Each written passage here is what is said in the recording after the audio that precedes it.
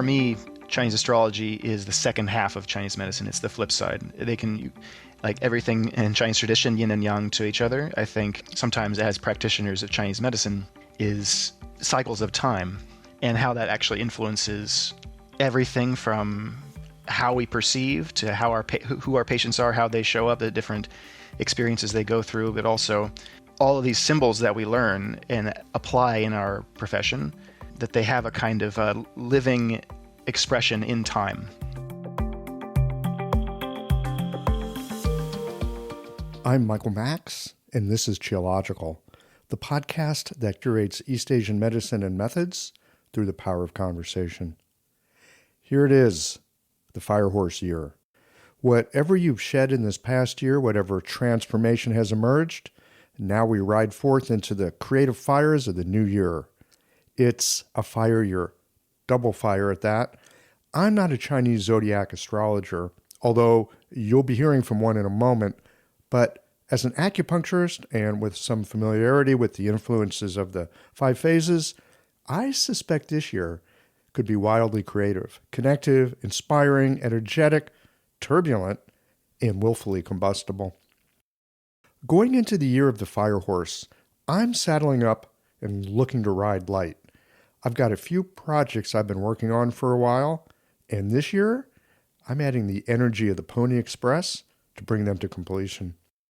For the new year, I wish for you courage, connection, and challenge. The courage of your convictions and values, connection with others because it's good to have fellow travelers with whom you can find mutual support, and challenge because meaningful growth comes from bumping up against troubles, constraints, and self-limiting beliefs. While the fire can burn away structures and obstacles, it is also associated with the love of the heart. It's connective in an outward way. For folks like myself who are mercurial by nature, it will likely require me to keep a tight rein on my attention. But for those of you who are more settled and perhaps have trouble with motivation, Firehorse, it should perk you up. When I think of fire, it's easy to conjure up its destructive potential.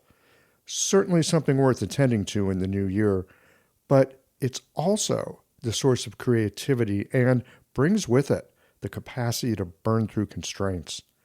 And in a Yang double fire year, some cultivation of cold, still Taiyang water just might be the thing to vaccinate you from the excesses of the coming year. I suspect we are in for a year of excess. Even the idea of some of our deepest held fundamentals, the importance of balancing yin and yang, will likely be scoffed at, as the clarion call to crusading change is what will populate your social media feeds and dinnertime conversations. I've got a feeling we are all going to enjoy playing with matches this year. The stage is already set for combustible change, so I appreciated this conversation with Gregory on the chi and symbol of the Firehorse.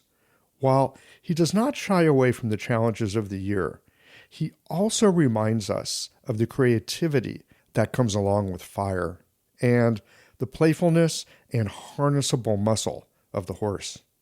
For sure, it's going to be a giddy-up year. We're going to hear all about it right after this. These conversations come to you through the generous support of our sponsors and members. All the sponsors here provide helpful products or services that you'll find beneficial in your clinical work. Mayway Herbs is celebrating by sharing a glimpse of the year ahead on their website and supporting your patients with tonifying formulas for the active year ahead. Golden Flower Chinese Herbs celebrates the fire and spirit of the year ahead and reminds you that this is a good time to move forward with your passions and purpose.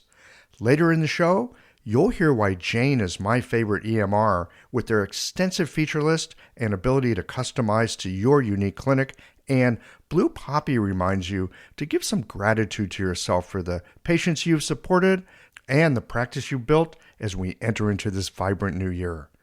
Do be sure to visit the sponsors page on the Qiological website to take advantage of all the special offers for listeners of the podcast. Hi folks, I'm Yvonne Lau, president of Mayway Herbs. February marks the arrival of Chinese New Year, a time of renewal, momentum, and intention. As we enter the year of the fire horse, we're stepping into a year associated with movement, transformation, and strong active energy, making preparation and nourishment especially important.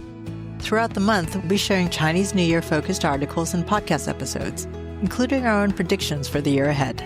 We'll also be highlighting the importance of tonifying during this season, with resources and conversations centered on supporting qi, blood, yin, and yang to help patients build resilience and adapt to change. Since 1969, Mayway Herbs has been a trusted source for high-quality herbal products and educational resources designed to support thoughtful clinical practice.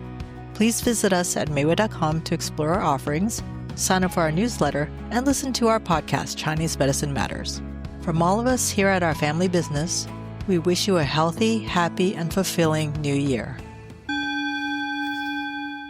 The year of the fire horse is here. Saddle up for a year of passion and energy, bold creativity, and the momentum to make things happen.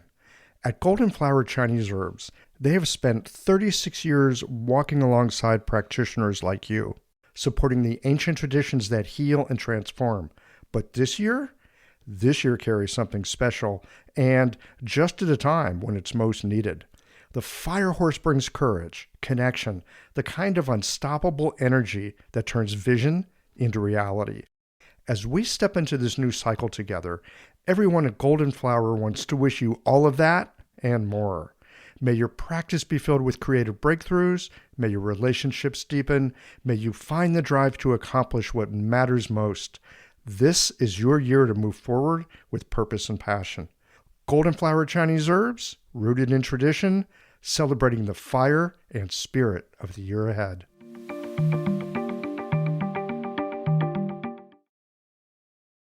Gregory Doan, welcome back to Geological. Michael, good to be back, and Happy New Year.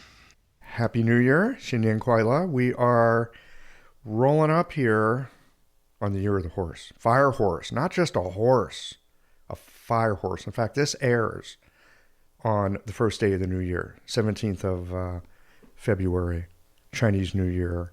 And we've been sitting down for the past few years to discuss with you the image and feeling and qi and sense in the new year that's coming. You've been writing a blog for, I don't know how long you've been writing it for, but I think I first came across it back in the plague years. Yes. And so we've been sitting down once a year, and here we are today. So we're winding up the wood snake, and we're about to jump ourselves onto a fire horse. So I'd like to begin first with, remind me again how you got interested in astrology?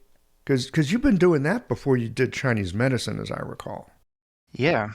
Yes. And Chinese astrology was actually my doorway, my gateway into Chinese medicine. Gateway drug. And it's been it's been a long and interesting journey.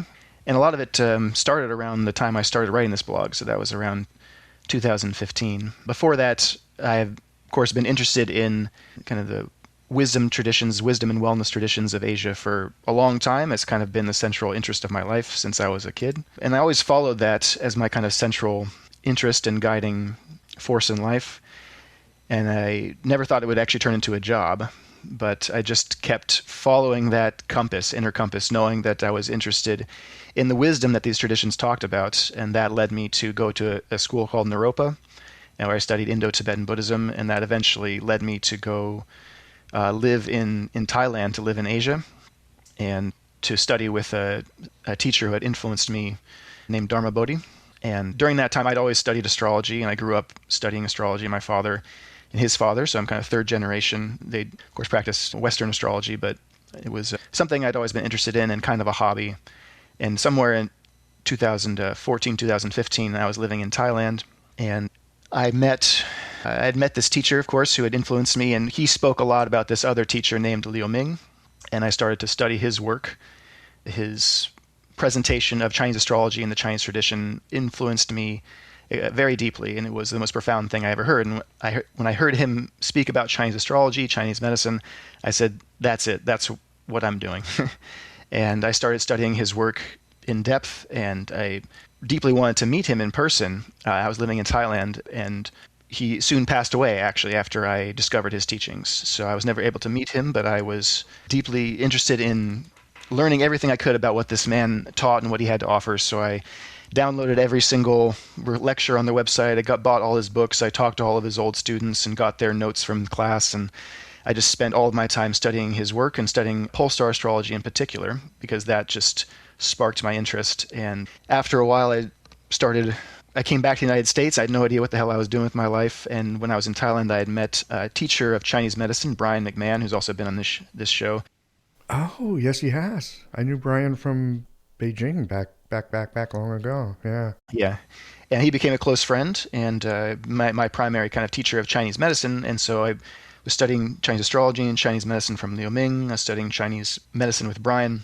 And I put that together into, I just followed where the river was taking me. And it's Chinese medicine seems like the way to go.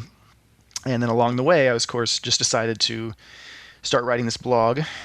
And that just became a kind of passion project, something I just enjoyed writing about. And then after, Ming had passed, he always did these New Year's talks and presentations of the new year, going really in depth into them. And that was a really popular thing he did. So I started focusing on doing these big New Year's blogs and talks. And then eventually, you discovered me and started coming on this podcast. And that's kind of the... Yeah. And now you're a practitioner as well. And long story short, yes. I love your phrase.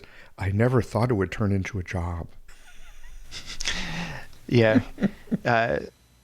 It's a tough one to have your main, passion and interest in life not be a job. So it's something you kind of have to do on the side and figure out how to make money, earn a living. And Chinese medicine has been a kind of blessing in that it's been able to combine all of these different interests in my life into an actual profession where I could actually help people.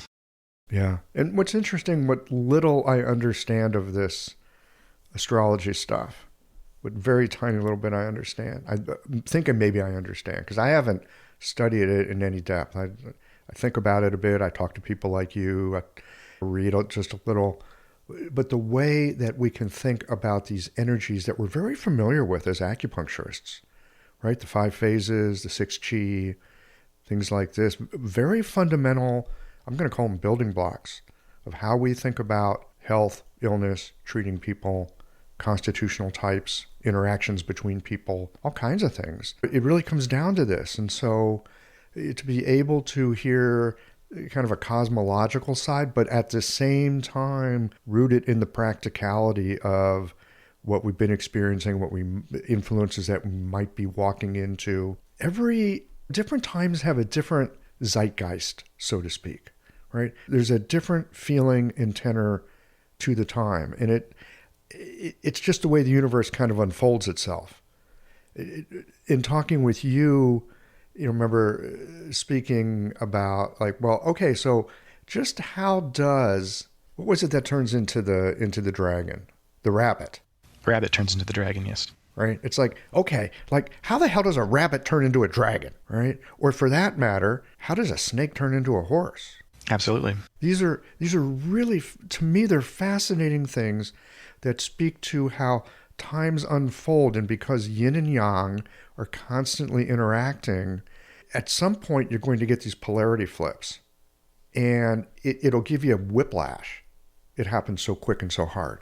Yes. And it seems that what you've been talking about with how the animals turn one into the other, how the various energies in the chi very cogently transform from this to that. You can make sense of one time because you can look back at the excesses of a different time and how the time that's arriving is maybe an attempt to correct that. Yes. So with that in mind, we're ending the wood snake. How about we start with a little review of what's happened as a way of grounding ourselves in what might be coming next? Yeah, absolutely. And I think just to touch on a few things you said there as well, for me, Chinese astrology is the second half of Chinese medicine. It's the flip side. They can, everything in Chinese tradition, yin and yang to each other. I think something we don't think about sometimes as practitioners of Chinese medicine is these cycles of time and how that actually influences everything from how we perceive to how who our patients are, how they show up, the different experiences they go through, but also all of these symbols that we learn and apply in our profession, that they have a kind of living expression in time. So we talk about the 5 elements. We talk about the 6 chi, all these different things, and we think about them medically. We think about them in terms of how they're showing up in patients and in symptoms, and how we apply them to understanding treatment strategies and things like that. But that we're actually living through these things, and that they're actually happening and shaping our experience of the world. And that makes it, again, the missing half is that these aren't just things that are happening in this vacuum. We're actually living this thing all the time. We're actually experiencing it. And all these different cycles of qi, which is in Chinese astrology, time and qi are equivalent. And that's an important thing to understand, that if we think about qi as movement, and then all movement has a kind of duration, and that time itself has character to it. And that's, for me, one of my key terms I use a lot, the idea of qi character, that time itself is characterized and has qualities to it that we can actually experience and reflect on, and that we can actually see these things in everything from the culture at large to our own day-to-day experience. It's extremely profound, and this kind of missing aspect of understanding May I pause for a second? We can edit this stuff out. Yeah. Mm-hmm. Yeah. Well, I got to tell you, this is good. Yeah. Yes. Can I just interject for a second here? Okay. So time and qi are equivalent. Okay. Yes. I've studied some Chinese. I read a little Chinese. One of the things that always blew my mind when you open up a Chinese dictionary is how many biomes, how many words have the word qi in it, and how that character qi with whatever is next to it means a certain thing. That, like, the aspect of qi is everywhere in the Chinese language, right? And often when we try to translate it into English, it becomes very, very flat, like, oh, it's energy or breath. Like, yeah. Yes. Okay, but that's 0.2% of what all qi could be. This idea that time and qi are equivalent, that there's an aspect of qi that is expressed through time, that, honestly, Gregory, I'm not quite sure how to make sense of that at the moment, but I hear you say it, and I think to myself, oh, I need to look more into this. That sound, that lands in a way that makes me want to go, it feels right, but I'm not quite sure what it means yet. Yes. So the missing half, to get my train of thought back, so the missing half of understanding qi as time, that our consciousness is actually a kind of flowing stream, and that time itself is not just this linear straight line. It is cyclical, and it is spinning in patterns that go around and around, but these patterns are not equal. They have different qualities to them, and we are experiencing them through our own mind, through our own consciousness. And in Chinese astrology, we would say through our own qi character. So understanding our own natal astrology, our own qi character, which is very complex, but there's many different ways to understand it, but to know that we ourselves are an embodied expression of time. That when we are born, our consciousness is imprinted by the universe. That whatever pattern of qi, whatever pattern of time was happening at the time of our birth, this patterns us. And we become that pattern. And we see and we experience the universe through that. And then we also simultaneously go through these patterns throughout life. And we all go through these together because we're all going through these different cycles, and there are many different cycles happening simultaneously, many different concentric circles of time.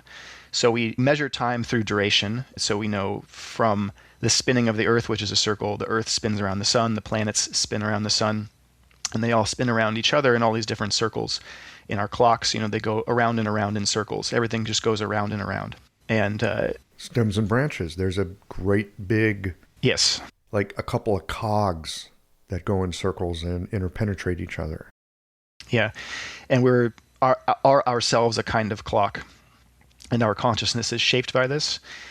And then we are then experiencing these cycles through the lens of our own qi character. And the qi character of the year, which is the biggest cycle that we look at in Chinese astrology. I mean, there's many different cycles, but this is the kind of one that we're zooming in and focusing on because it's so powerful. And we're about to flip into it. In fact, as you're listening, we're flipping into it right now. Yes. Mm-hmm. Oh, yeah. And the transition. So understanding these cycles, this is really, again, the practice of Chinese astrology is to understand these symbols, understand them as time, and understand them as patterns that are not equal, but different and unique in their own way. And how they transition into one another is extremely powerful and extremely informative.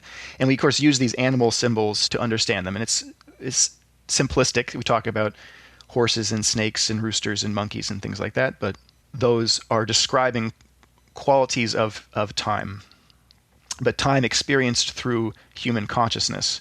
So we give them human kind of characteristics. So that we can understand it from our yes human way of understanding the world. Mm-hmm. So again, understanding how does a rabbit turn into a dragon turn into a snake, and a snake turn into a horse. Again, it's a kind of playful things to play with these symbols and to understand, of course, then yin and yang and the 5 elements and how these are part of this symbolic study as well. Okay. So the snake is big yin, and its nature is yin fire. Inner nature is yin fire, but then last year was the wood element, yin wood, which is last year I described as the kind of the baby snake, and that its nature of yin wood is very gentle and it's very soft.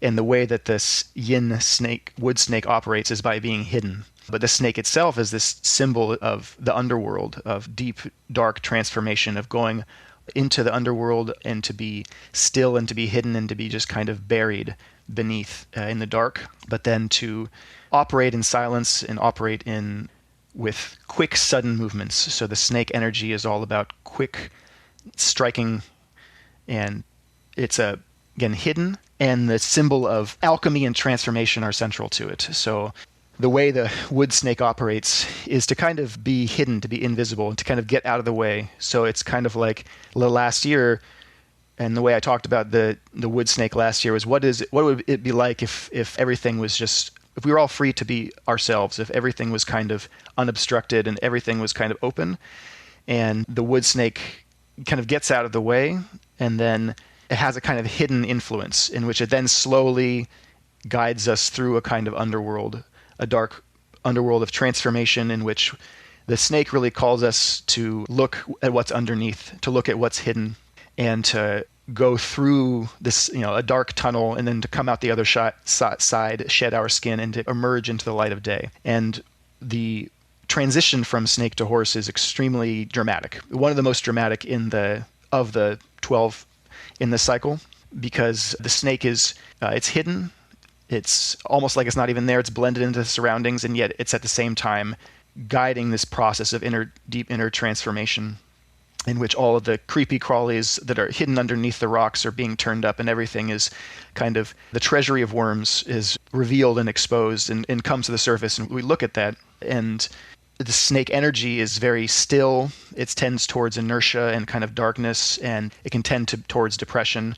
It can tend towards kind of anxiety and paranoia, because it kind of calls us to really examine the nature of reality and what is real, what is unreal. It calls us to see through the world, but at the same time, this can cause us to question ourselves, everything about us, because it's really guiding us to transform on a very, very deep and mystical level. The snake is a true mystical energy. So it's a very profound meditative and spiritual energy, which makes ordinary worldly things very difficult. So last year it was very challenging just for day-to-day life, ordinary things, because we were kind of guided through this dark underworld and called to transform on this deep level. And so I would ask people listening to really reflect on the past year and think about the kind of transformations that you went through. Think about what came to the surface and what was brought forward from the dark, which is now going to be exposed into the light. So the transition then into the horse, it just turns into, it's almost polar opposite.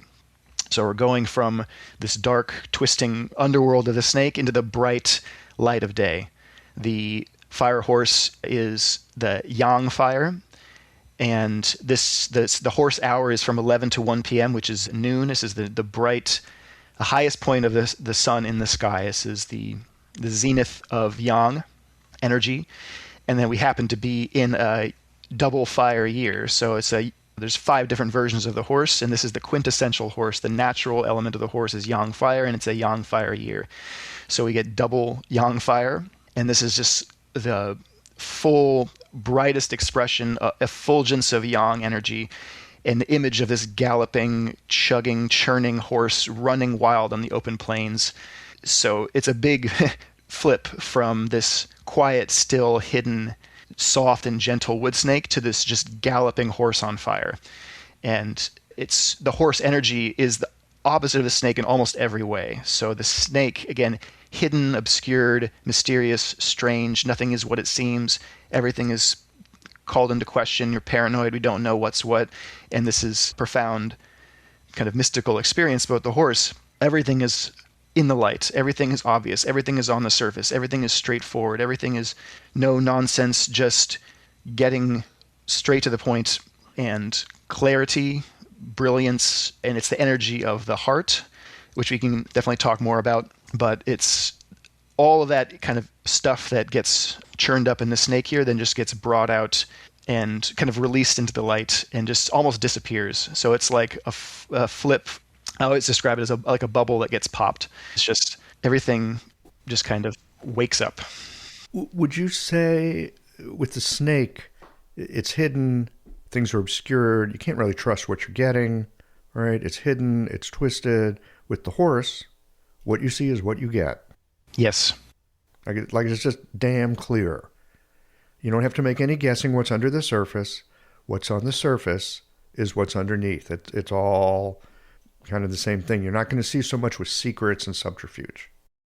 Yes, the horse is just obvious, and really because it's a very embodied energy. So when you talk about the horse as a symbol, you look at a horse, they're extremely physical. There's a physicality, a raw physicality, muscularity to the horse. You look at like the horse is just big muscles, sinewy, running. There's something very there's a presence to the horse that just doesn't.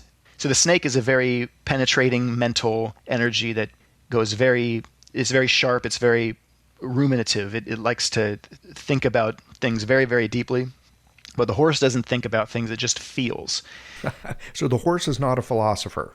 Well, it can be in a certain sense, because horses are very eloquent, but it's a different kind of philosophy. It's the philosophy of common sense, okay. Which sometimes, there's a tendency we have a tendency to overthink and overanalyze and to overexplain and to mystify things and to be very, again, obscured rather than. And sometimes common sense can seem like extremely profound in comparison. The horse is, it's obvious. It doesn't think about things. It's about doing. So we talk about yin and yang as doing versus being or thinking. And the horse really embodies the just action without deliberation. It just does. It just moves, and it. And it's practical. Is it practical? Yes, it's all about practicality. This episode is brought to you by Jane, a practice management software and EMR designed to help practitioners run their business without running around. Managing a practice can mean juggling more tools than you ever planned to. One for booking, one for documentation, another for billing. Each solves a small part of the puzzle, but because they don't work together, the manual admin still adds up. Jane helps practitioners connect their core tools all in one place. Payments are taken and recorded directly into Jane. Jane Websites helps new patients find your clinic online, and if something needs attention, Jane's support team is available by phone, email, or chat with an understanding of how your entire system works together. For added peace of mind, Jane includes privacy and security features like two-step verification, role-based access levels, and HIPAA and PPDA compliance, so you can feel confident your practice and patients' data are protected. To learn more about how Jane can support you, your patients, and your business, head to jane.app/demo. And if you're ready to get started, you can use the code CHIOLOGICAL for a 1-month grace period on your new Jane account. It's practical. Okay. So I have this image. I don't know why we got on the thing about philosophers, and I'm thinking snakes are like those like Swedish philosophers that go deep and they're like all in themselves and they're kind of depressive and they're brilliant, but it's hard to understand them and they kind of weird you out. And the horse is more like Benjamin Franklin. Mm-hmm. Absolutely, yeah. The practicality of the horse. God, I love practicality. I'm like so ready for some practicality. Yeah. And again, the physicalness, it's about what works. And we can think about things and analyze them, but we have to be able to look very clearly about what works in reality and what doesn't. And this is kind of what the horse calls into question, because the snake is so mystical and so philosophical that then the horse just says, well, does it work? Like, let's look at so looking at this, we call facts, and the call of the horse, the horse is really calling us to kind of drop all the thinking and really just get in and start doing things and see what works and what doesn't. And this makes it extremely practical. And again, it's so physical, and it's all about being embodied, and it's all about, again, feeling. So horses do have a deep kind of sense of emotion and a feeling quality to them, but not touchy-feely in the sense of like being really complex with emotion. It's more like that really, really direct sensation. Uh-huh. So the actual experience of like influence people to like gather up. We're going to go somewhere together and have a little adventure. We're going to work on a project. We're going to make something happen. Sure. Yeah. And that's a great, horsier kind of aspiration to get out into the world, to get off the screens, to touch grass, and to do things with our hands, to learn skills, to build things, to create. So we talk about horse as the manifestation. It's a kind of midpoint in the cycle in that the height of the yang energy is the things really manifesting and coming into being, things being put together. So you have this kind of blueprint. Everything is scattered in pieces, and the horse just says, "Okay, we got to put it all together. Let's actually construct and put this blueprint into make it a reality." Yeah, builders and doers. They're kind of the is the horse the handyman? Yeah. Call it the Horse Depot. Home Depot is Horse Depot. Horse Depot. Yeah. That's funny. Now, you mentioned too, look, this is the 11 o'clock to 1 o'clock time. It's high noon.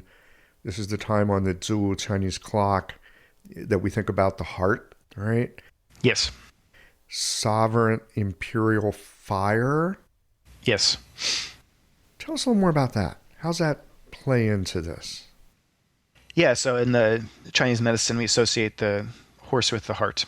And the idea of the sovereign fire is what I titled my blog of this year. And because the horse, so first just through the horse as a symbol, you can understand it medically in a different way, what the Junhua, the ministerial sovereign fire means. But to understand through the symbol of the horse is really all about this kind of personal sense of empowerment and personal sovereignty. So the horse by nature is very independent. They are pack animals, but they're not herd animals. They run together, but they're very, and we talk about, the horse characters, horses as people, they're very independent, and they have a very strong sense of who they are, what they're all about, what they're doing, and how to do things. The horse does things in their own way, on their own terms. So we're all kind of called to this year to have this sense of personal sovereignty and the sense of self-possession is, I think, one of the key terms for the year, of knowing who we are, what our boundaries are, what is true to ourselves, being true to oneself, to know what you want, to know what you need, to know where you're going, and to have a kind of like a plan of how to get there and to really do it.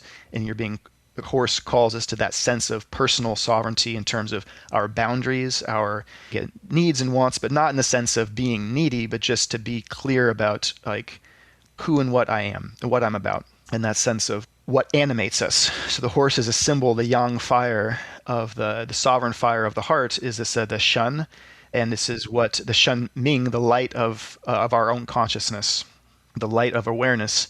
is what animates us. It's what animates our blood and what drives us. This is what makes us alive. So the horse is a symbol of the heart and this kind of effulgence, the full embodied expression, living expression of life and vitality that in the heart. And the horses themselves have enormous hearts. And I always think of the movie Secretariat as a great example. If you want a fire horse movie, this who was a real life horse who just outraced every other horse on the planet, and this is an enormous capacity to just run and run and run and never give up. This kind of like inner power that only comes from a sense of like, yeah, that self-possession, like to self-possession. So the Shen gets an upgrade this year. Everybody Shen gets an upgrade. Yes. So we'll see that as a theme. So we can talk like thematically. We understand the horse, we understand these symbols. What's going to kind of come out? What are we going to see more of? What's going to become kind of key issue in that sense of like, personal empowerment and boundaries and independence, and to know thyself. The horse and the symbol of the fire, yang fire, it's extremely, it's a potent energy. And like I said before, we have this double fire. And then the Shaoyin heart-kidney axis, the ministerial fire, it can create a kind of restlessness as well, because the energy of the year is a bit hot and dry, and it's excess fire. A bit hot and dry? You just said double fire on a horse, which is also fire. Okay, it's extremely hot and dry. It doesn't sound like, this sounds like an extremely excess year coming up. It does not sound balanced. It is. So in a way it is, in the sense that there's no conflict in it. There's no fire in water. There's no fire in metal.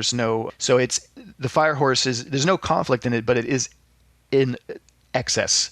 And it's like an effulgent burning yang fire. It's just like a chugging steam engine that's just shoveling coal into it, and it's just moving along. I think it's the most powerful of the 60 animals in terms of this kind of yang fire power. It's just really like So it's a good time to get projects done that you're interested in completing? Absolutely. The intention, I think, is very important in this year. So when we talk about this kind of effulgence, there's so many bright and there's so many positive aspects to this symbol, but there is of course, a danger. So it's good to know. And I think the horse itself it's a very sunny, it's a very bright, it's a very optimistic symbol.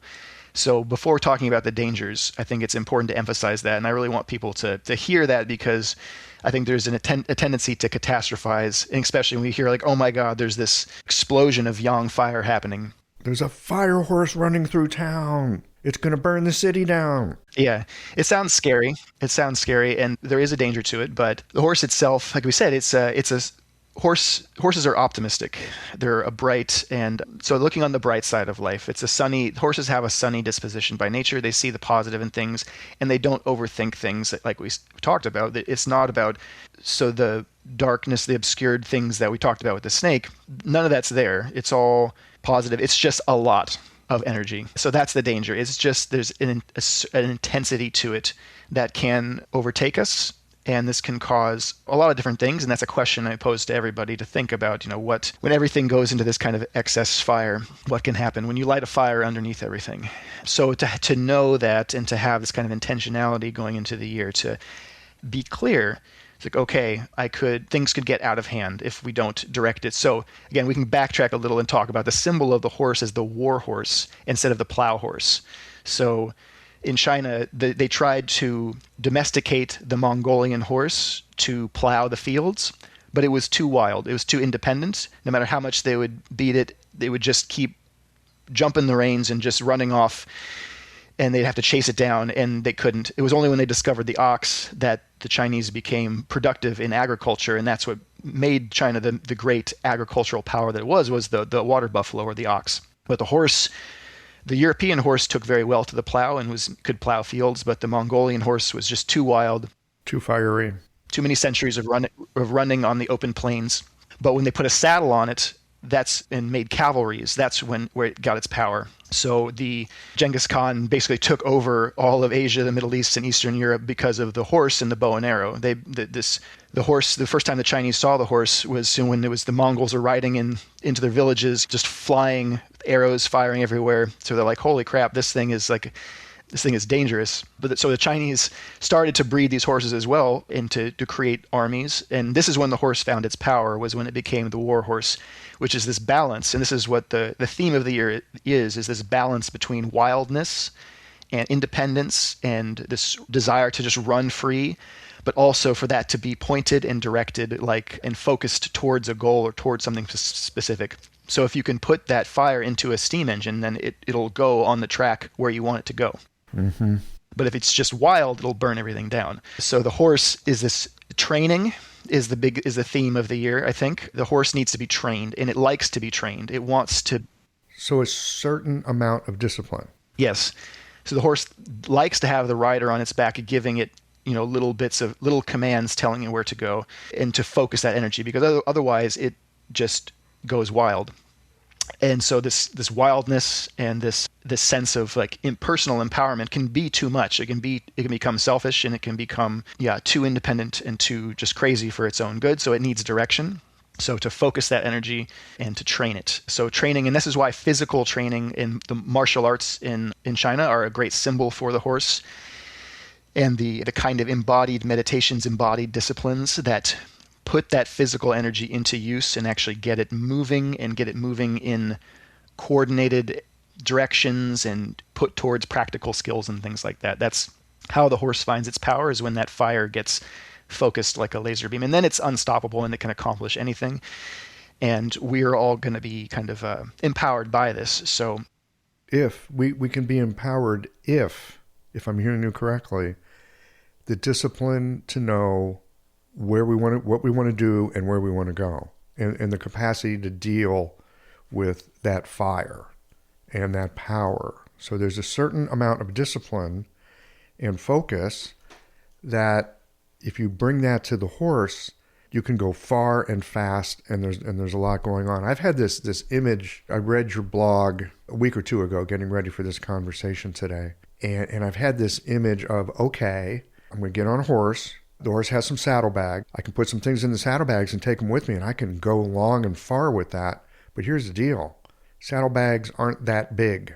I got to be very careful and very discerning with what goes in that saddlebag, because whatever goes in that saddlebag, we're going to go somewhere with it. But you can't overload the horse with too much stuff. And you got to know that what you're taking is what you want to take.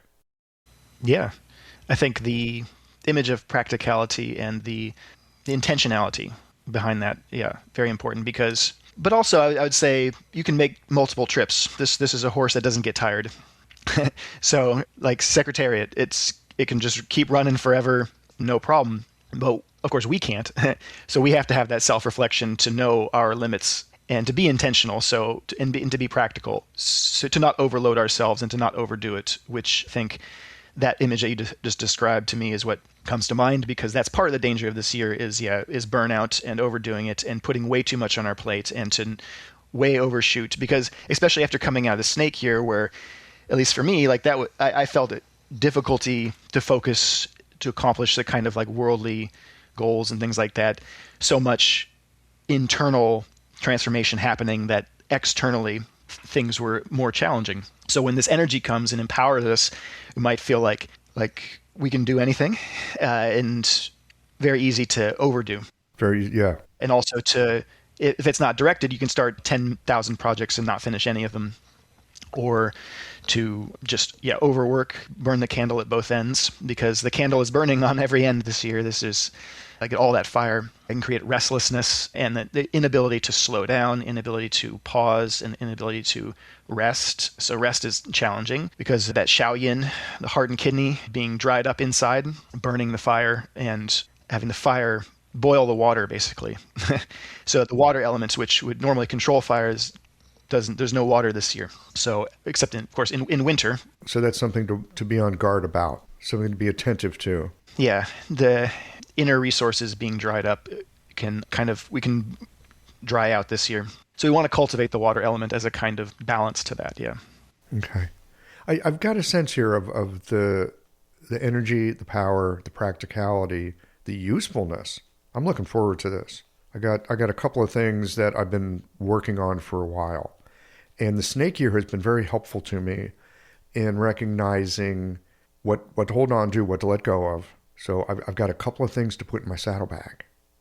I don't have a bunch. And because I'm also a fire sign, right? I've got that tendency like, oh yeah, let's load it up. We can do this. But I'm looking at this horse and going, let's be a little more strategic. We don't need to do everything. We just need to do a couple of things. But let's like really have at 'em. So I'm looking forward to that. But you mentioned the excesses. And when I think fire, it's like, okay, be careful. Fire is dangerous. I think back, okay, so like the last time the fire horse was in town, what was going on? There's a profound lessons to be learned from always going backwards and looking at history. History repeats itself, and of course, we're talking about cyclical time, everything going around and around in circles. So I always advise people to go back in their own life. Just say 12 years ago, what was happening in my own life in the last horse year? What happened in our culture? What happened in the last horse year? In the last fire horse year, 1966. So a profound year, and a lot happened.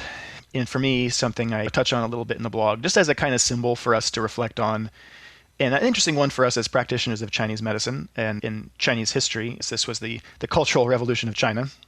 And it's an example of how bad this excess can go. It's just something, if people don't know, aren't familiar with this event, something to study and to look at. And in particular, to look at the social dimensions of it, because we can see a lot of echoes from that time and happening now, and it's fascinating. And this fire horse energy, it's so strong, and it can create this kind of a stampeding kind of effect, where if you have a bunch of horses and then you light a fire and you create a bunch of commotion and you get a stampede, and then all kinds of destructive things can happen. And this is a period of political violence that was set off in China after a long period of one of the worst famines in human history. And then we see this kind of extremely volatile period of social upheaval and violence in which many millions of people were murdered. It's an extremely dark period in Chinese history, but a really fascinating one, especially to study this energy. And it's a kind of, perhaps a warning for the excesses of the fire horse year. And a kind of question, I suppose, just to put out there into the world, to kind of think about parallels of history and to look at our time now and to look back. Okay, the Cultural Revolution, we had this thing called the Red Guard, which is really catalyzed the youth of China. So if you look at what the Red Guard was in China, it was really a movement of the youth. And the fire horse, too, is a symbol of the teenage rebellion. The yang fire is the teenage angst. It's the, let's burn this mother down kind of energy. And that's what we saw. And we saw a lot of violence, and in particular, this kind of, social contagion of. Yeah, I mean, they had a really rough go of it in China with that. Very disruptive. They were out to completely change their cultural revolution. We had a similar thing happen in the United States at that very moment.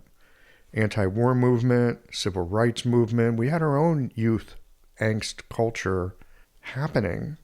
It took it in a slightly different direction. I would say probably more productive.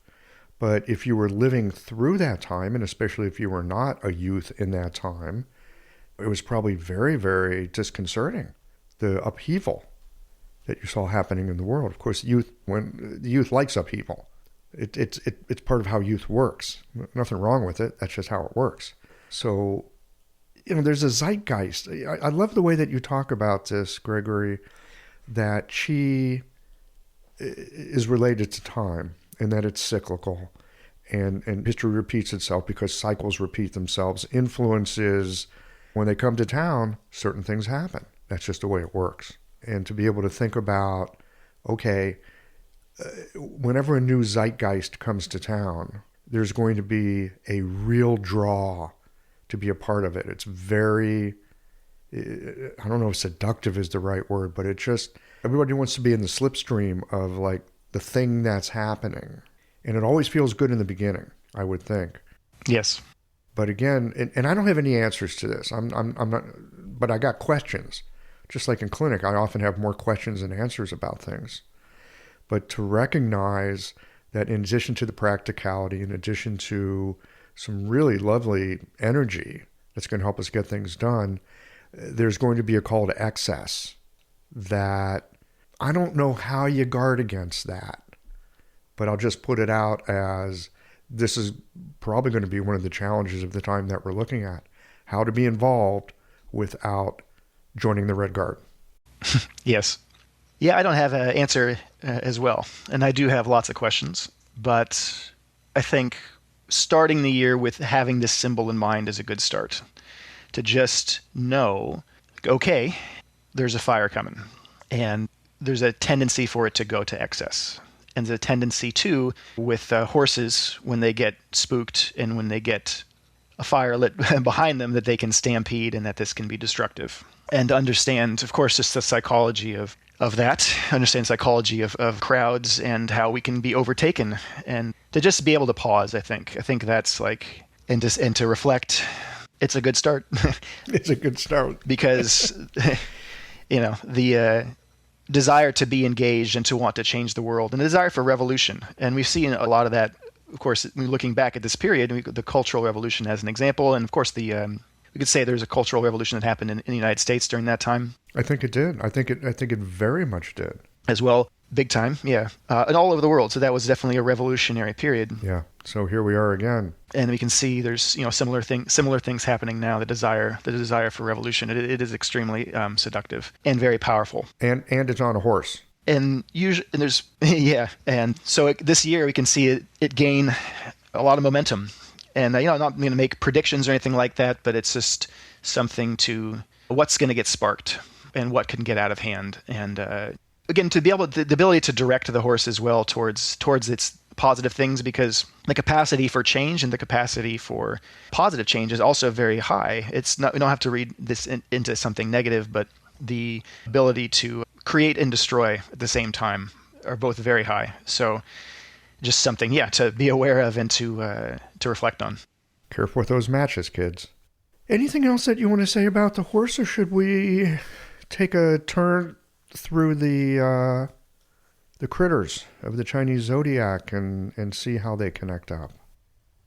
Just a quick kind of touch on the kind of spiritual dimension of the horse and the kind of big picture, of what this symbol really has to offer as an energy that we're all going to be going through, like how to really make the best use of this. And we've touched upon a lot of this already. But my hope, again, for people, for myself, is to really get out into the light, to get away from the inner world, the mental inner world of the snake, and get into the body. And again, the physicality of this year and the embodiment and the love. The horse, the symbol of the heart, is a loving symbol. And there's a kind of compassion and the capacity for us to just drop the thinking mind. There's a stop thinking so damn much about everything, and to just be in the body, get into movement, embodied movement, physical skills, learn something, like take a pottery class or something, learn how to make something with your hands, like woodworking. That kind of stuff is very horsey, and that's like to just, there's a lot of these famous books called Zen in the Art of Motorcycle Maintenance, I think was the first one. And then there was a bunch of them after that, like copying the same idea that if you can just be kind of very present in your physical life, in your profession, in what you're doing, this is a kind of meditation. And then in Zen monasteries, and there's this idea of sweeping as a meditation, or raking a garden, or the old Zen adage of chop wood, carry fuel. Just be physical in the world and be present. The heart, the shun of the Junhua, the sovereign fire, is our presence, our physical embodied presence in the world. To just really engage in life and to really... I think you're saying it's also a good year to have some fun. Yes. Excellent reminder. Fun. Big theme. The horse is fun. It's a funny symbol. The horse is the comedian of the 12. It's the Jerry Seinfeld of the Zodiac. And in a kind of like very much pointing out the obvious and having us all laugh at it, how stupid we all are for all this nonsense we get so worked up about. The horse is very good at just pointing that out in a very no-nonsense way. And the horse is gregarious, it's fun, it's social, it's laughing. So again, the heart fire is this kind of joy, right? The excess of that turns into mania, in which you get manic and crazy. But the calm and the healthy version of that is joy and is laughter. So that's really also something to keep in mind throughout the year. So telling jokes, laughing, looking at the bright side, laughing at our own foibles, being able to laugh at oneself is a very high wisdom. So to be able to see that, how silly we can be getting so worked up because the horse doesn't take things so seriously. And again, very social, so being with people, but also being independent. So that's again the key. There's a social of knowing who you are, and also then being together with people in a horse pack and running together. So doing things practically together and having fun. It would be a great use of this energy. So with that, we can walk through the 12 animals. Let's walk through the 12 animals. And starting classically with the rats. So unfortunately, we got to start with the most challenging one. But so rats. So rat is the opposite. I mean, on the whole cycle of 12. Are the opposite of the horse. That's the opposite, right? 180 degrees. Yes. So of the diametric opposites, the rat and the horse is one of the more challenging ones. So this can be, unfortunately, it's a rough year for rats. Rats are the yang water, the opposite of yang fire. And it's one of the more combative ones. Again, think about kind of a tiny rat or mouse getting stampeded under a bunch of hooves. Can feel chaotic. So the rat, and anytime anybody who goes through their opposite year, it's a kind of general advice is that it's a mirror. So in the opposite years, everything about your experience is inversed. So everything is like backwards. And for the horse and the rat, it's a bit chaotic and it's a bit combative. And it's like you might feel like you're just getting stomped on and everything is crazy and out of control. And the rat, who is prone towards a bit of fear and to kind of be scattered, it might be scattering and discombobulating, overwhelming, and potential for it to bring out the worst parts of you. And that's something to keep in mind. But the spiritual call is, of course, looking in the mirror can be really profound, and we grow the most through adversity and through struggle and through change. So it can be very powerful, transformative year, but hard for the... So it sounds like you could take it as an affliction, or you could take it as an assignment. Yes. So that's for anytime anybody goes through their opposite, that's kind of my advice is... You're going to school. Yeah, and for the rat, it's gonna be, okay, a bit tough. So again, so it's tough, but it also could be like incredibly growth producing. Through discomfort, but that's Is that through the discomfort? Years and years and years ago, when I was first in college, I was in a class. There was this guy. He was a Vietnam vet, so he was young back then. He was into astrology. I don't know how we became friends. He did a chart for me, and he shows me these parts on my chart. He goes, "These are squares. These planetary configurations, these are squares. These are really good." And he told me all the reasons why squares were good, because it's these places where you're going to grow, and you're going to get rid of ways that you hold yourself back, and blah blah blah blah. All this great stuff. Well, everyone else that I've talked to since then about astrology has said the squares are bad because they're difficult and they're troublesome. But I remember this guy, it's just his idiosyncratic look at it. He was like, yeah, these are really good. These are really helpful. This is where your growth comes from. And he was not about, oh, this is going to be trouble. He was about, this is where you're going to find your gold. It's very interesting. Nobody else has told me taken that view. So I don't know why I'm thinking about him other than just painted a tough picture for rats, but I think there is something in growth. It can come through ease, and it can come through joy, and certain kinds of accomplishments that come easy, where you can train yourself into it. But there's another kind of growth that comes from when things have fallen apart, and everything that you do that usually works doesn't work. Now you get to get better. Yep. And so that's a good summary for the rat, to keep exactly that in mind. And so I'll reinforce that sentiment of, it depends on how you look when it comes to affliction or these kind of opposite or things like the square relationships.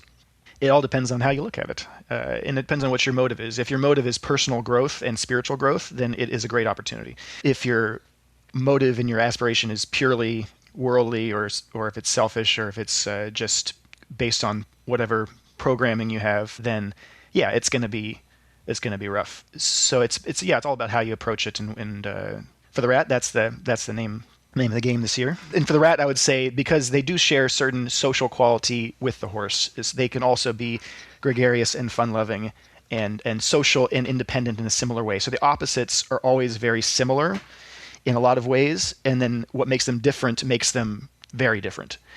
So the similarities, though, is where you find joy this year, is in the social aspect for the rat. And so with friends and have fun, despite everything getting stomped on and everything kind of being uncomfortable and being comfortable with discomfort. So ox. For the ox, it's a bit of a neutral year overall, because they're also very similar in the image of the ox is of the plow animal. They are the true work animal of the 12. The horse has that capacity for work and for training, but it's the yang version of it. But not this year. Not so much. The fire horse is a little too wild. It's a war horse.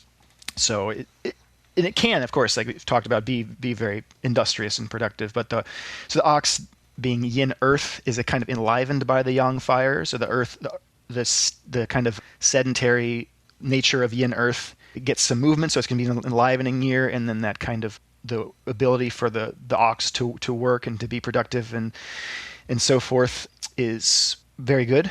And that the nature of the ox is always just to kind of plow forward, and they're pretty unflappable generally in terms of the ups and downs of all the cycles, so they're not as phased as by the other signs. But they do love routine and structure and doing the same thing over and over again in the same way, and this year kind of disrupts that. So the challenge of the ox is the kind of chaos that might happen, but unpredictable. So that's also, the ox loves predictability, and things are a little unpredictable in the horse year. So it could create kind of confusion. Chinese New Year is coming up, and this year we welcome the fire horse, a symbol of strength, momentum, and forward motion. Blue Poppy reminds us the fire horse is an invitation to move boldly. But before charging ahead, it's worth taking a moment to pause, to give gratitude to yourself for the patience you've supported, the practice you built, and the resilience it takes to keep showing up. As you head into this new year, take stock of what you're carrying, your tools, your resources, your foundation, and make sure your saddle is set for where you're going next. At Blue Poppy, they support the practitioners who keep the medicine moving forward, with dependable acupuncture and herbal supplies that you can trust, so you're equipped, balanced, and ready for the road ahead. Here's to entering the year of the fire horse grounded, prepared, and aligned. Happy Chinese New Year from everyone at Blue Poppy.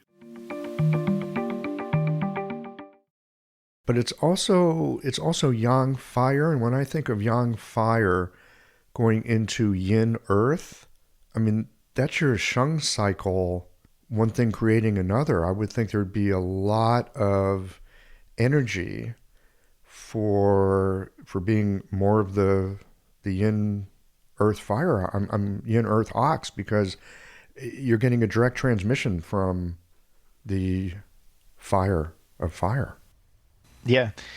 So yeah, I think in that sense it is a great year and very enlivening. Probably could say that about all the relationships. It's going to be enlivening. Yeah. I think the ox, just that, like the horse, they can just work nonstop, be so busy, overdo it, overextend, put the weight of the world on their shoulders, carry too much. And that's really the only excess, is just like, that's normal for an ox. But this year, like, it really, really overdo it in terms of putting way, way too much weight on themselves to fix everything and to fix the world or to fix everybody's problems and try to put everything in order. So just to, not overextend. Be more social, go to more barbecues, hang out, have a little fun. For sure. But the positive aspect of like the capacity, I think, for the ox to direct that fire, because it does contain the the yin earth contains that fire so well, and it directs it in that kind of natural way. So the ability of the ox to make use of this energy is very good, very strong. Okay. Oxes, get to work. Yes. A tiger. So that'd be me, and fire tiger as well. So I'm a fire. That's you. That's my wife, too. Oh, yeah? Yeah. The tiger and horse are in a trine with the dogs. The tiger, horse, and dog are really the standouts of the year in terms of being able to align with this energy. Very similar in that kind of explosive, forward-moving energy. The tiger is the striped animal, so it alternates between this kind of powerful, explosive movement and then stillness and rest. And I would say the last year, so the snake year, is kind of aligned with the dark stripe of the tiger. So the likelihood that last year kind of brought out some of those, more of the dark stripe, more of the negative and challenging aspects. So I think last year, I experienced this very much, could be very transformational and a very internal level for tigers in a very deep way, the capacity to really go dark into that cave, which also could have been very challenging in a lot of ways. And now it's time basically, like everybody, to come out into the light and to really bring out that light stripe. So the likelihood of this year bringing out all the best aspects of the tiger is very, very high. So tigers will be the better version of themselves this year and be able to utilize a lot more of their strength and their power and their capacity. Tigers have a tremendous capacity, and this, again, brings all of that out. So it's the best year in a long time. The excess, though, again, because the tiger is all about alternating between rest and action, and that the rest aspect gets challenged. So like everybody, part of that excess, the danger of burnout and stuff, but the tiger, because I think the darkness of the past year and the capacity of the tiger for such explosive energy, especially for myself, fire tigers, to just, again, way overdo it and be so inspired and to be so energized by this, that I would say be careful when taking leaps of faith to not leap over your experience. A little bit of caution is advised. So tigers, yeah. Tiger's going to want to make big leaps, big jumps, big moves forwards, just so ready, raring to go. But in doing that, you can leap too far. So don't leap off a cliff. Don't leap over other people. Don't leap over your own experience. Stay present. Don't join the Red Guard. Yeah, don't join the Red Guard. Yeah, restlessness, impulsivity, and things like that can be overblown, which is the harder aspect, the more challenging aspect of the tiger. So being slow and mindful and taking things very slow, and it can be an extremely good year. The rabbit, yes. Okay, rabbit. Isn't it weird how tigers turn into rabbits? What a world. Yes. I'd say the rabbit is the in between the tiger and the dragon. It's the kind of heart in between those two. Say the likelihood of this year going well for rabbits has all to do with that preparation and intentionality that we talked about, because the rabbit symbol is all about safety and security, and about the instinct of the rabbit to kind of hide from the light, to burrow their nest, to kind of shy away from chaos and from danger. And then we're talking about this explosive kind of warhorse that's going to be just going wild on the open plain, so that it can be a bit scary. But then we also remember that rabbits can turn into dragons. So when the rabbit knows themselves, and the idea of the rabbit, the idea of self-possession and self-empowerment that kind of happens in this year, if the rabbit is secure in themselves, know who they are, have their social connections, have solid foundation in their life built, then this year they can do very well, turn to that dragon, bring out that kind of dragon energy and be just like a lot more horse-like. But if that's not there, so that's the caution. So if the rabbit life is in disorder, they don't have that stability in their life, they don't have security, they don't have that foundation and good relationships and things like that, then this year will be challenging, can pull the rug out from under that. So to know that and to have that in mind, to bring that kind of intentionality, and that might be in the first half of the year, to know, okay, especially as summer comes. So this year, the summer is going to be the wildest time of the year. The summer solstice in a fire horse year is big power. So everything leading up to that year, it should be preparation and planning and building, doing everything you can to get that kind of, security. So connecting on, and then the social aspect, which rabbits are great at because they're one of the domestic trine, of building close relationships and friends, making sure everything in life is really solid. So, and then once the year really gets going, if that's done well, then really powerful year. So I think for rabbits, that's the focus, is really guiding that intentionality towards building, stability and security, so that you can direct that fire energy. Otherwise, it's good advice. It's good advice for a lot of people, I would think. I mean, just in general. Oh, yeah. Sure. So remember, That sounds helpful. But it sounds like the rabbits in particular embody that. yeah. So that's a good caveat to all this can go for everybody. If this sounds like good advice, it's everybody can take use of any of these things. And that's, I think, for such a powerful year, that kind of intentionality, we could definitely all keep that in mind, because, like I said, once that summer solstice, building up to that, there's a lot of energy to direct and to manage. Okay. What about our dragon friends?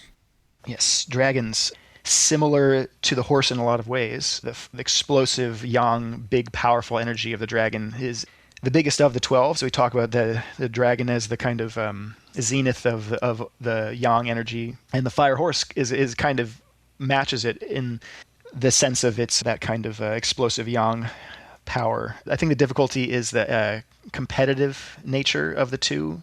So when you have two such strong forces, if they can collide. So the similarities in the sense of being a natural, it's going to be natural for the dragons to really just jump on the horse, and don't even need to jump on the horse. They're going to fly right over it. They're going to be able to use this kind of energy for everything in their life.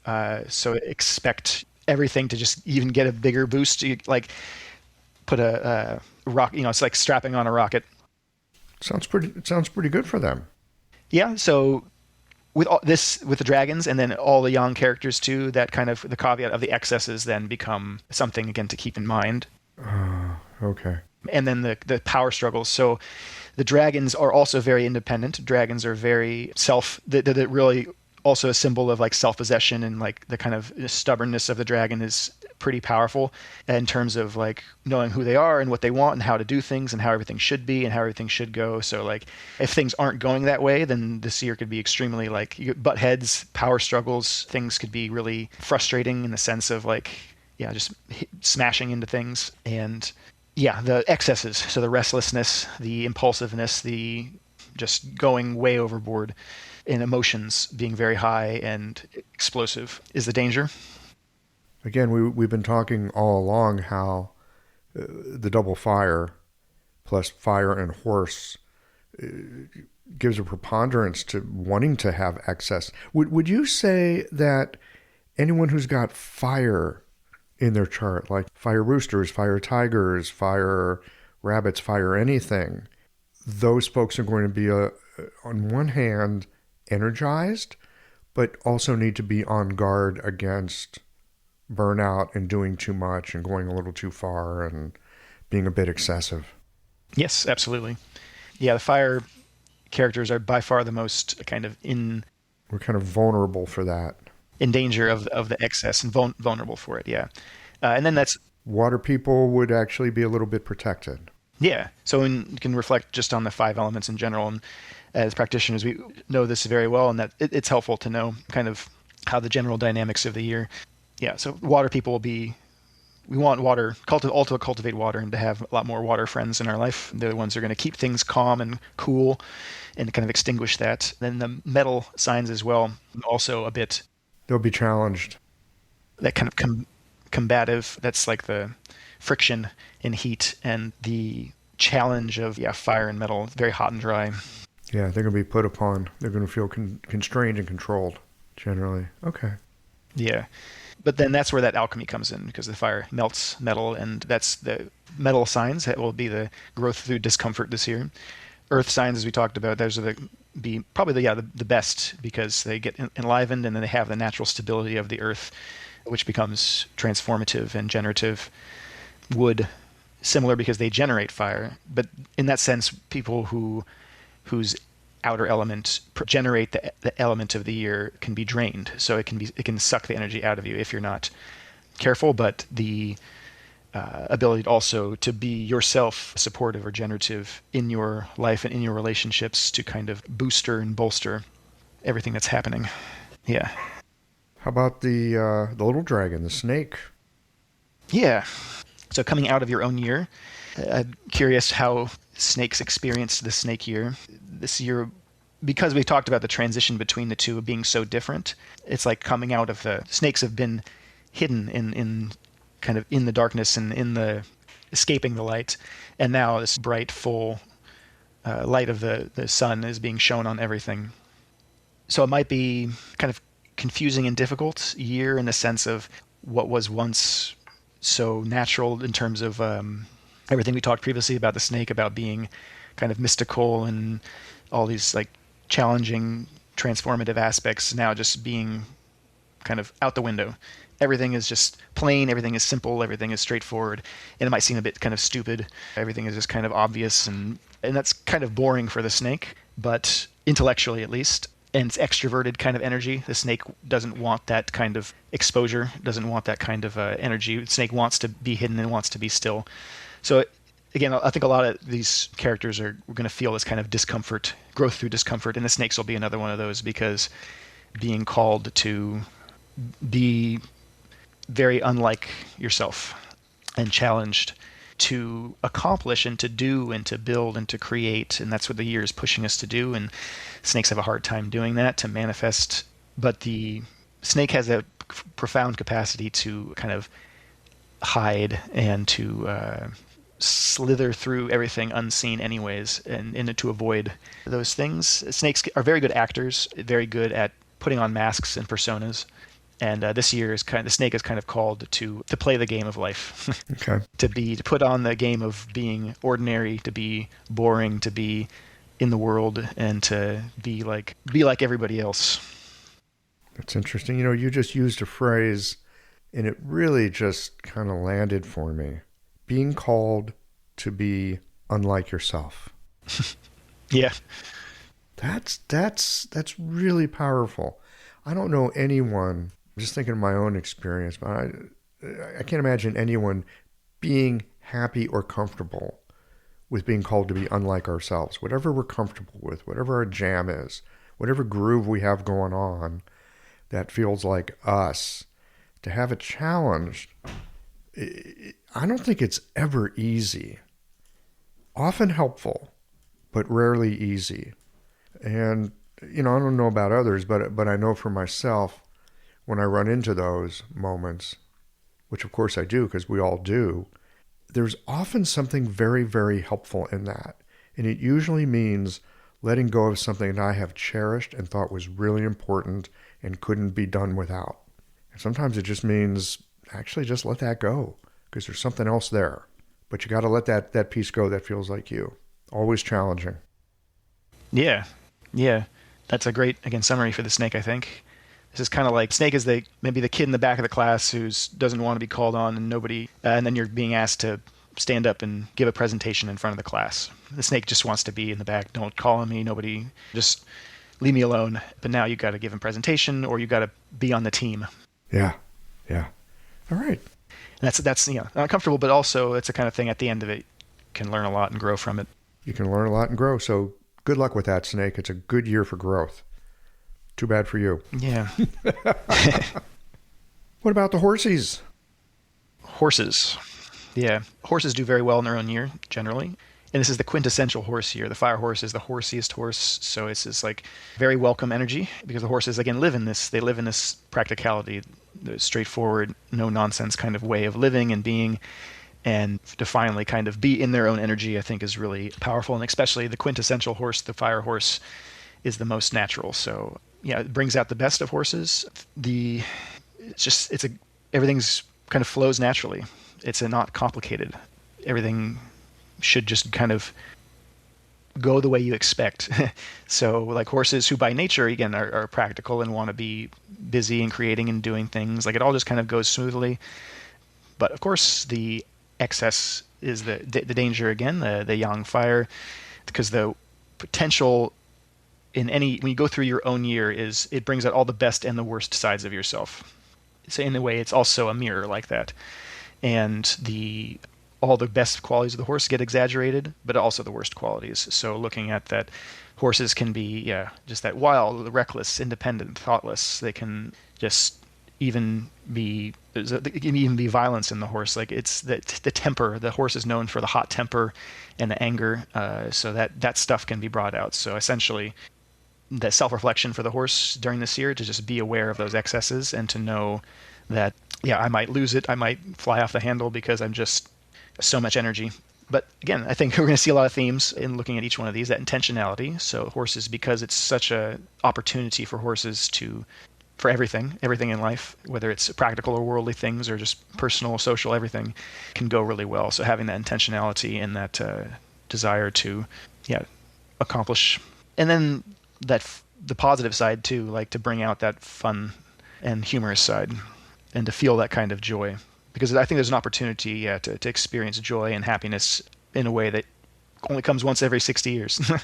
So, and the horse might be the best to really, really feel that. So it could be a really just, happy and joyful year.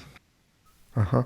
So for the rest of us animals, if we know a horse person and they're having a party this year, be sure to go to it. Yes. It'll be a good time. Okay. Mm-hmm. And then the goat next, also very auspicious year. So this is in the Confucian synastry, like for marriage, like in arranged marriages. The goat and the horse was considered to be like a very auspicious match. The horse turns into the goat, so the goat next year will be a fire goat year. And then next year we can talk about how a horse turns into a goat. But the short version is that in the snake year, everything gets turned upside down. Everything just becomes like meaningless, and you don't know what anything is anymore. And the horse year is just flips that upside down. Everything becomes practical and useful and straightforward, and we can build and create and do things. And then the goat looks at the big picture of that and says, okay, how do we then harmonize, and how do we make all of this work for the greater good? The goat is the herd animal. It's the egalitarian herd animal. It's all about the greater good. And the more philosophical, how do you then apply all this practicality towards more philosophical or social or political means? So the goat year, this is one that's kind of a preparation in a way, or support for the next year when goats come into their own year and are really able to make use of it. But it's kind of like the horse is just a great support all around for all of the goats. Everything that matters and everything that is important for the goat just is supported. And in terms of directing that kind of yang fire energy and the practical aspect of it, the goat is really good at doing that, because we associate the goat with the aspects of feng shui, directing, organizing, harmonizing. So management, leadership is a kind of visionary quality of the goat that can come out this year. That intentionality that we've talked about towards bigger things. So this year, goats often have a kind of big picture in mind, and this year is like really powerful for bringing that out. So the goats really, they're already having their sails filled with wind, so to speak, from the horse. Mm-hmm. Yeah. Energy's already coming their way. It's a harmonious energy for them. And so it's a good year to be a goat. You can get a lot done. And there's that special relationship because the horse is going to turn into the goat. So goats, make the most of it. Yeah, for the goat, I would say the key word is the vision. Like to have vision. And goats by nature, so whatever your vision is, goats have that, to be in touch with that and really bring that out and to make sure that your life is in accord with that. If you have that vision clear and your life this year is an incredible one to make sure everything in your life is flows with and is in accord with that vision. Okay. What about monkeys? Yeah. So monkeys and roosters going to be more challenging. So we talked about the elemental dynamics. The yin monkey is yang metal, and rooster is yin metal. So we know the fire and metal dynamic then is at play. So the yang metal nature of the monkey is kind of in opposition, and the horse is also similar to the snake in the sense of it's a little too straightforward. The horse is a little too predictable. It's a little too boring. It's a little bit too, straightforward. The monkey is the trickster, and it's very mental. Monkey, yang metal represents the inner imagination, the workings of the mind towards fantasy and towards similar visionary quality to the goat, but much more personal. Yang metal, and we associate the monkey with this kind of monkey mind, restlessness, swinging from branch to branch, but also being very innovative and practical. So there's some similarities with the horse that are very good. Horse and monkey are both wild, independent, and kind of free-spirited, so that's very similar. But we see, I think, the potential for the monkey to be discombobulated and to go kind of haywire, and to kind of get for confusion and for things to kind of not go so straightforward and so clearly, because that fire and metal are going to be creating a lot of friction and a lot. So the practical nature of the horse. The monkey by nature is imaginative and playful and not practical because it likes to think of all the different possibilities and all of the different creative and curious ways to do things. And the horse is like, no, just pick up a hammer. Just do it like this. Is the monkey going to be bored, or is the monkey just uninspired with this? It could be both. I think not bored, but the potential to be unfocused and to be erratic and to be, because the horse, like I said, the energy for it to go well, it needs to be focused, it needs to be directed, it needs to have channels for that fire to run. Otherwise, it goes. And the monkey by nature is always changing. It's always thinking about new possibilities and different scenarios, and the capacity for the monkey to be focused and to really be practical and grounded is challenging. But that's also, again, the call. So for monkeys' maturity, yeah. It's also the call. And so like if monkeys need to get something done this year, this is not a bad time to get it done, maybe. Yeah. Goes against their nature, but it could be helpful. But the restraint, yeah. So maturity, being grounded and being restrained is what's important for monkeys. Being diplomatic as well, and the ability to have restraint, the ability to be organized, the ability to be focused, and to not overthink things. So monkeys, number of signs, monkey and rooster, that inner metal energy, the capacity to overthink and to overanalyze is very strong.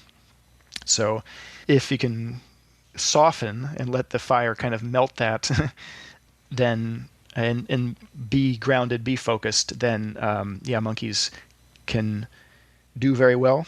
I think staying on track, so being, again, intentional, focused, having goal in mind, because the likelihood then of swinging to way too many branches, going for way too many fruit, is strong, and it can be manic, overwhelmed, frazzled. The likelihood of it bringing out some of the darker sides of the monkey is very strong. And so physical, I think physicality, so letting the energy burn out physically. So being very physically active, and because the more physically active, the more likely the mind can rest and not get so overwhelmed. So the monkey by nature always has to be moving. Hard time sitting still. A hard time, having that kind of clarity of focus and direction. So getting that energy out and having an outlet. And when there's excesses, we need outlets. We need to be able to let steam off. So for the monkey, that's really important. So basically, monkeys, you need to be focused, and you need to just not be everywhere all at once. Like, get it together. Monkeys, you got to get it together. Yeah, and again, not to overthink. So the horse, remember, this year, things are simple. Don't overthink things. Just trust and be, because the capacity for confusion and to misunderstand what is needed of you is very high. So remember, don't overthink it. Just simple, straightforward, and stay on track. All right. Sounds like roosters are going to have a similar challenge. How are they different? Yes, similar in that sense of the yin metal. The monkey, we talked about yang metal as being more the imagination, and yin metal being more the inner capacity for analysis and for reason and for judgment and for discernment, for clarity. So the sharp energy, the beak of the rooster, very precise. Yin metal is a lot more meticulous and kind of, and yang fire is hard to contain. So yang fire, again, that explosive kind of big effulgent energy that's hard to be restrained, hard to be controlled, hard to be put in a box. And rooster likes to have things neat and tidy, to break things down and to be clear and put things in boxes. So for fire roosters, it's a little bit different because you have that dynamic kind of already happening. You have the fire roosters have that strong kind of inspiration, and like that by nature kind of melts that metal a little bit. So by nature, it won't be quite as frazzling for, say, metal roosters this year. But fire melts metal. So again, I think the advice for the monkey goes as well. We need outlets, you need to let off the steam, because if you try to contain an explosion, it's going to create a lot of pressure. So it has to be soft. So let the fire melt metal to create softness and fluidity. But roosters, get very good at directing and focusing things. So that ability to use that intention and to plan and to be clear about what you want to do and where you want to go. Like you said, reviewing the year, you know what's in your saddlebag, you know where you got to go. Oh, this is really interesting, Gregory, because hearing you talk about the importance of the focus and knowing what you need and knowing what you want to do, I have naturally found myself, again, coming to this place of, I got a saddlebag, I got so much I can put in it, I'm going to be very intentional about what goes in it. And if it's not in the saddlebag, then it's not going on the ride. We'll see how that plays. Yeah, I think that's good advice for roosters. Yeah, I think having a light touch and not trying too hard as well. So again, like fire. That's hard. That's hard for roosters. We like to try. Yeah. Yeah. So fire and metal. It's there's a rebellious nature to the horse. It's again, rebellion and that kind of like teenage. Also, if you try to control it too hard, it will fight you, and it'll break open the cage. You can't put the fire horse in a cage. Yeah. Well, it's good to know what the influences are, so that when they show up, it's like, oh yeah, it's here, right on time. It was scheduled. Yes. Right. So then you can work with it. How about the dogs? Yeah, the dogs. So yeah, dog, horse, and tiger are in a trine of compatibility. So again, in the dog, one of the best years for them overall. Great year. Also young earth. So the fire enlivening the earth, and dog and horse are great companions. The dog is looking often for purpose, for mission, for dedication, loyalty, to be devoted, and the ultimate kind of symbol of loyalty and following leadership and following goals, and having a clear sense of service and in life. And the horse being very straightforward, so there's no, again, relationships and the ability for trusting and for friendship are very strong. And the yang nature of the dog, same with the tiger horse, all kind of compatible in a very cohesive way. Yeah, this is a year like letting down your guard. Dogs can have a good time. Dogs, go have fun. For the dog. Like dogs can be very guarded. We all know that energy of the dog that's kind of like sniffing, and they'll bark and growl at something that is unfamiliar, and they don't know if they can trust it. But this is a kind of year to let that down and to kind of bring out the more loving and trusting quality. That sounds helpful for the dogs. It'll be fun. Yeah, great year for. You can kind of be yourself more.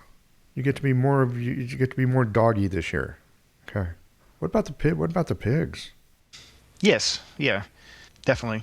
And pig, I would say similar. Like the rat, they're by nature water. So yin water is the nature of the pig, and this is kind of in opposition to the yang fire of the horse. The nature of the year could feel a bit demanding. Feel a bit difficult. But at the end, it's also fun and optimistic, and the pigs love that. So pig by nature, very gregarious, very fun-loving, but also very dedicated and very hardworking.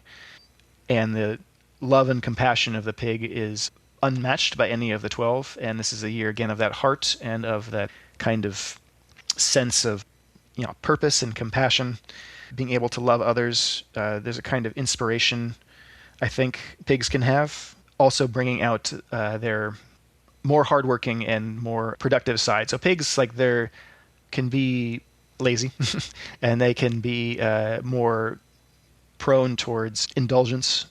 So a great year for maturing, growing up, being productive, and bringing out the best inner qualities of the pig towards, like, in a very practical and useful way for your life and for other people. So, I mean, not just having fun for fun's sake, but we talked a lot about joy, and the pig, altruistic, very compassionate, likes to serve others. It's also a year for boundaries for pigs, that self-possession, because pigs won't take care of everybody, they'll take care of other people. Same with dogs. So going back to the dog, like the idea of serving and taking care of other people is very strong, but then also for both pigs and dogs, like bringing out and knowing who you are and your own sense of self rather than putting others first all the time. This is, again, a year of putting yourself first a bit.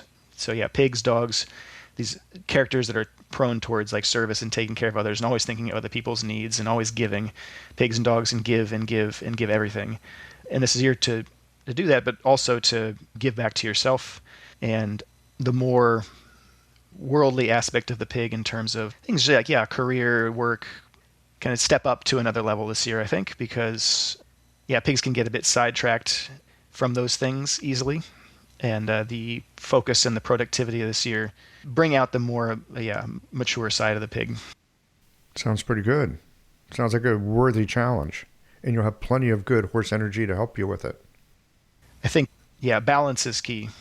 Yeah, balance is key. Balance, working hard and playing hard. That's for the pig. Fire, water. Yes. That sounds darn good. That sounds really good, doesn't it? Work hard, play hard? I'm all about that. Well, quite a year coming up. Yeah, it's a powerful symbol and is a fantastic opportunity in a lot of ways. I think the tendency to hear some of this and to feel a bit scared of the intensity of it is natural, and I do think it is good to have a kind of caution, and I think we've talked a lot about so far, just having this knowledge in the beginning of the year to know that what is coming, and then to be able to have that intentionality to know that if we know how to direct this fire, if we can get on the horse, we can get the saddle ready, get ready to mount the horse, then it can take us really far, and it can be super enlivening and enriching and effulgent energy. Very joyful. There's a lot of love in this symbol. But if you miss the saddle and you don't get up on the horse, then it's going to take off without you, or you can get stomped underneath it. So, having that in mind, I think, is the best way to make use of this energy. Yeah. I know, too, as a practitioner, sometimes after having had a talk with you, patients will come in and they'll tell me about something that's going on.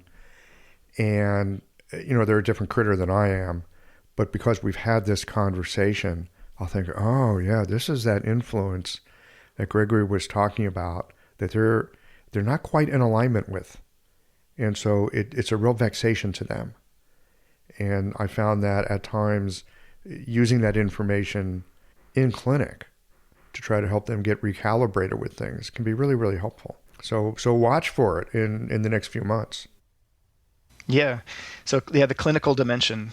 Yeah, the clinical dimension is an important one to consider, to what to kind of expect. To expect that kind of overwhelm and burnout and that heart and kidney, the Shaoyin kind of aspect. People might be dried up a little bit. People might be unable to meet the energy of the year. I'll say that because it's so powerful. If you don't have the capacity to meet it, then it can be, again, excessive and draining. And to know as well that people are going to be a bit much. It's going to be intense, a lot of intensity. So expect kind of that intensity brought out in people, expecting the things the excesses of the mania of the heart, as well as anger and frustration, and people being.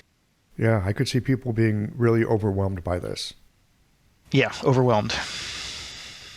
I can see people being overwhelmed. And so as a practitioner, it's helpful to know, it's not just them. I mean, it is them, they're experiencing it, but it's also them in relation to the energy that's around them.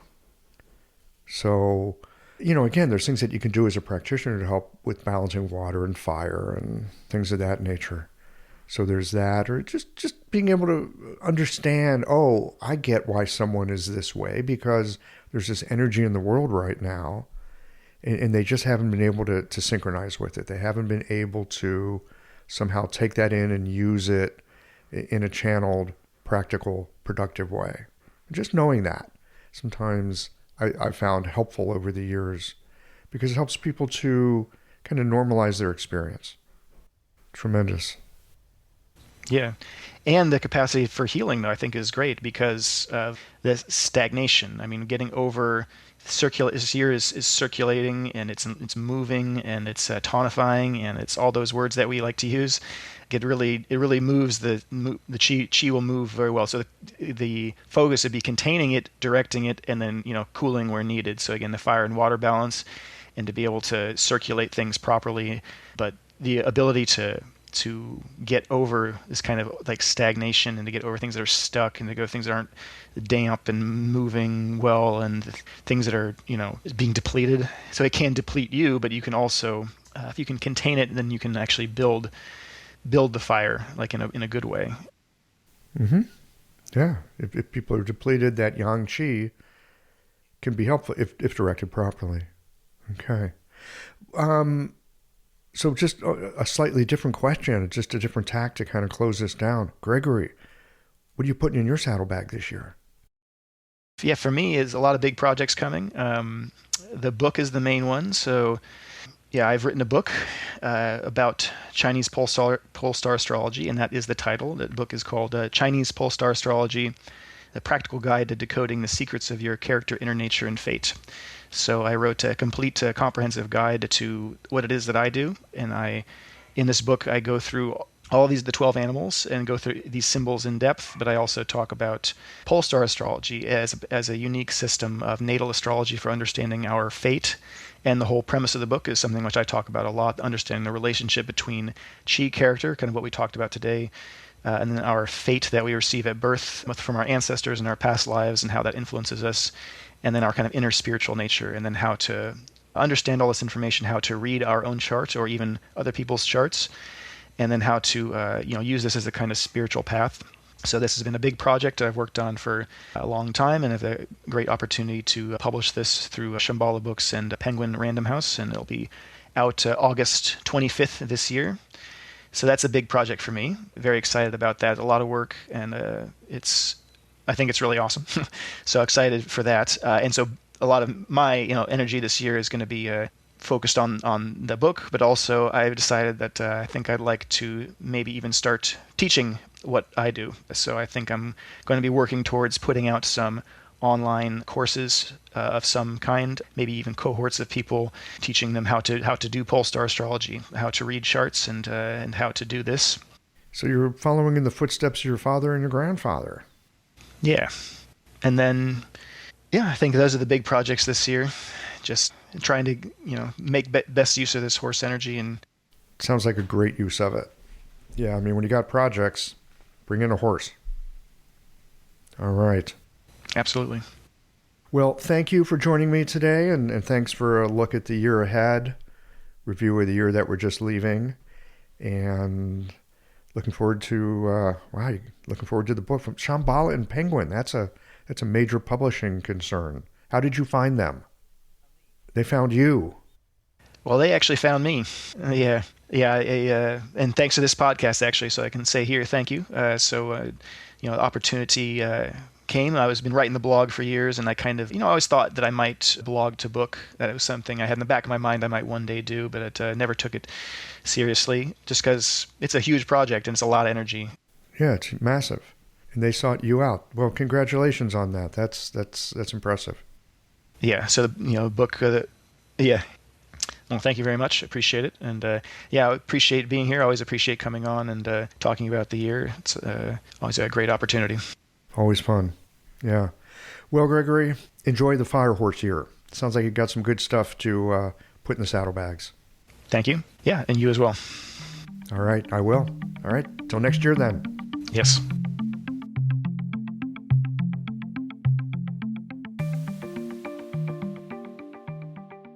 After this conversation with Gregory, I find myself thinking about two revolutions: the Cultural Revolution of China and the anti-war and civil rights revolution that swept through the United States.